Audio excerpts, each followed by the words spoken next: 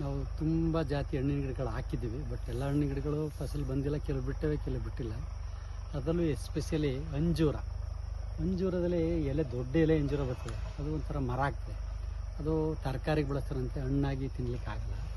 But ಇದು ನಾವು ಮಾಮೂಲಿ ತಿನ್ನೋ ಅಂಜೂರ. ಇದು ನೋಡಿ, ಇದು ಹಣ್ಣಾಗಿದೆ. ಇದು 4ನೇ ವರ್ಷದ ಗಿಡ. ಇದನ್ನು ನೋಡಿದಾಗ ನೀವು ಹತ್ತಿ ಹಣ್ಣಿನ ಥರ ಕಾಣ್ತದೆ. ರೈತರು, ಇದು 4ನೇ ವರ್ಷದ ಅಂಜೂರದ ಗಿಡ. ಈ ಹಣ್ಣನ್ನು ನೀವು ನೇರವಾಗಿ ತಿನ್ಬೋದು. ಯಾಕೆಂತಂದರೆ ಇದು ಇದರಲ್ಲಿ ತುಂಬ ಸ್ವೀಟಿ ಮತ್ತು ಜ್ಯೂಸಿ. ಇದನ್ನು ನೀವು ನೋಡಿದಾಗ ಹತ್ತಿ ಹಣ್ಣು, ನಮ್ಮಲ್ಲಿ ಹಿಂದೆ ಹತ್ತಿ ಮರ ಇದೆ ಈಗಲೂ.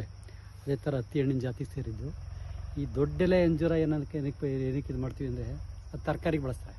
ಬಟ್ ಇದನ್ನು ಹಣ್ಣಾಗಿ ತಿನ್ಬೋದು. ಇದು ನಾವು ಒಂದು ಗಿಡನ ಹಾಕುವ ಬರುತ್ತಾ ಅಂತ ಹಾಕಿದ್ವಿ. ಕಳೆದ 2-3 ವರ್ಷದಿಂದ ಹಣ್ಣು ಬರ್ತಾಯಿದೆ. ಬಟ್ ಈ ವರ್ಷ ಸ್ವಲ್ಪ ಜಾಸ್ತಿ ಹಣ್ಣುಗಳು ಬಿಟ್ಟೈತೆ.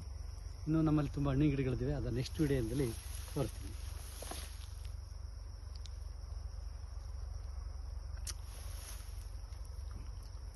ಆ ಸ್ವೀಟ್ನ ಎಂಜಾಯ್ ಮಾಡಬೇಕು ರೈತರು. ನೇರವಾಗಿ ನಮ್ಮ ಮರದಿಂದ ಹಣ್ಣನ್ನು ಯಾವುದೇ ಕೆಮಿಕಲ್ ಇಲ್ದೇ ಸಿಗುತ್ತೆ ಅಂದರೆ ಅದು ಹಣ್ಣು.